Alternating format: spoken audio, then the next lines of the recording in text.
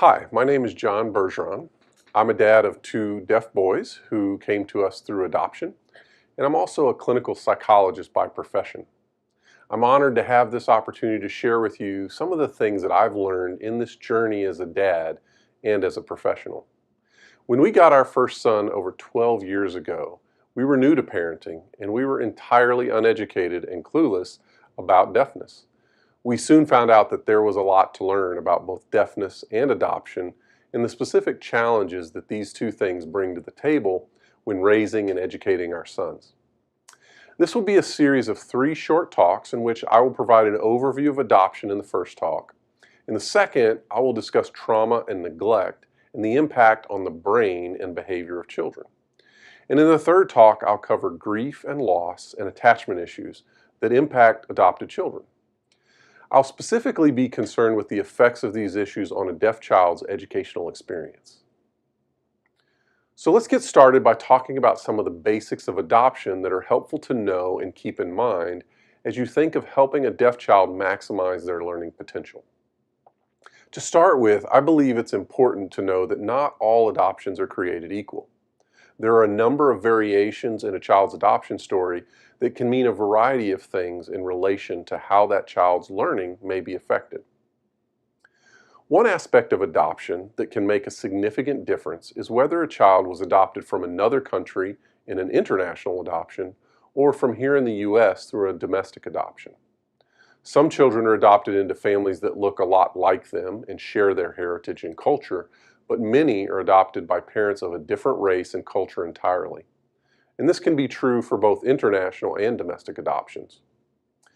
Another factor that has a significant impact on a child's development is the age at which they are adopted. This can range from infant adoptions, in which the child is with the adoptive parents from the day of their birth all the way up to those who are adopted as older teenagers, when much of their development has already occurred. So while the majority of adoptions are one child at a time, it's not infrequent for children to be adopted along with their siblings, or sometimes at the same time as non-biologically related children. This can have a major impact on how they integrate and bond with their adoptive family. Some kids have many of the same issues and experiences as adopted kids, but are not adopted and so may not be identified with this group. However, I think it's important for this talk to recognize some of the similarities in the development of these other children too. One such group are the children who no longer live with their biological parent, but are being raised by a family member such as a grandparent or aunt, uncle, or cousin. This scenario is called kinship care and may or may not include a legal adoption by that family. Another group that I would include for this talk are children who are in the foster system who are not with their biological parents, but live with a foster family who may be temporary or may eventually adopt that child. In these situations, the child often doesn't know whether the future will be to return to their biological family, stay with the current family, or at some point be moved to yet another family or home. And finally, some adopted children are developmentally normal, while others have identified special needs. Deaf children would definitely fall into this category.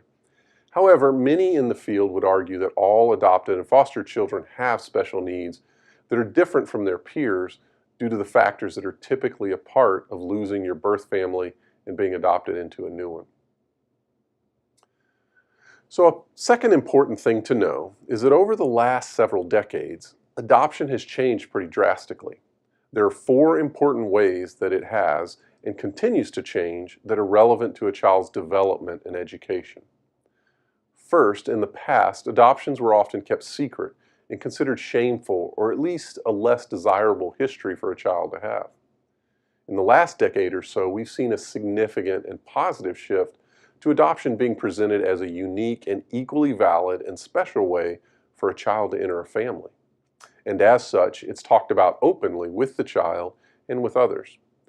Within the adoption world, this change has largely taken place. In the culture at large, we're still catching up to this positive, affirming perspective on adoption. Secondly, for a long time, it was thought best for an adoption to be closed, meaning that no contact with the birth family occurred. And most often, no information was given to the child or to the birth family about their family members without a judge ordering, the release of that information.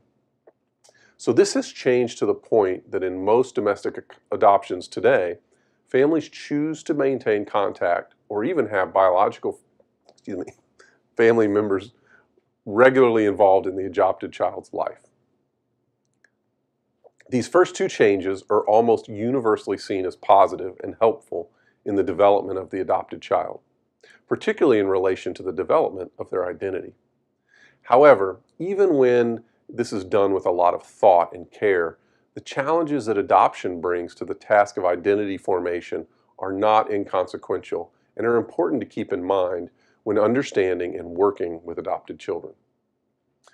The third change that is relevant to the development and learning of adopted children is the shift from adoption occurring primarily in infancy to the movement toward adoption of older children. This has been seen most extensively in international adoption, but has also occurred to some extent in domestic adoptions as well.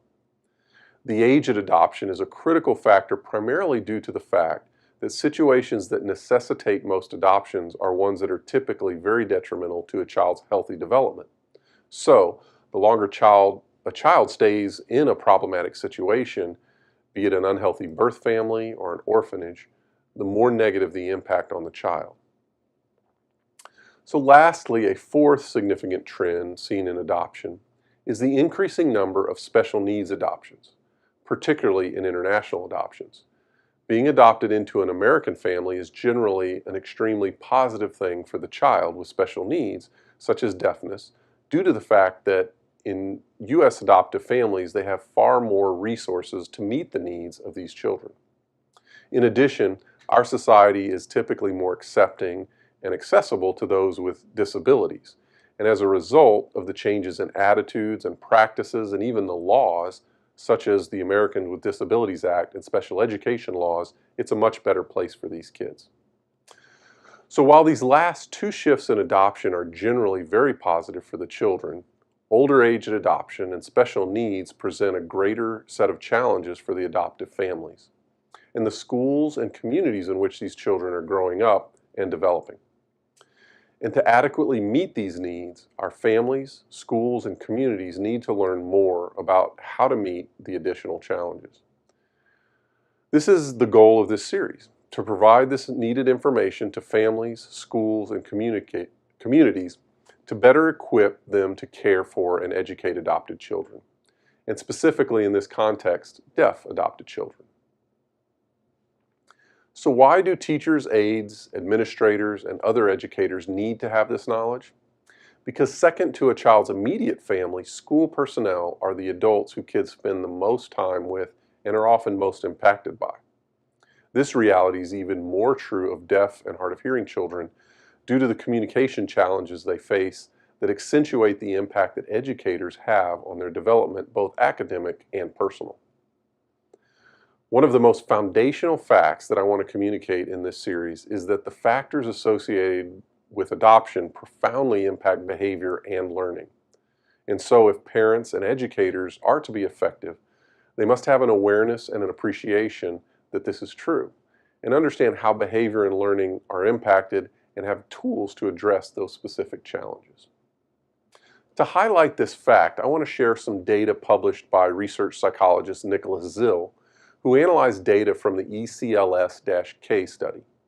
This study was a very large longitudinal study of 19,000 kindergartners starting in 1998 and following them over the first several years of their education. Zill used this data to compare children in several family situations across several factors. This first graph shows a teacher rated behavior problems in children in three types of families. On the left are children with two adoptive parents.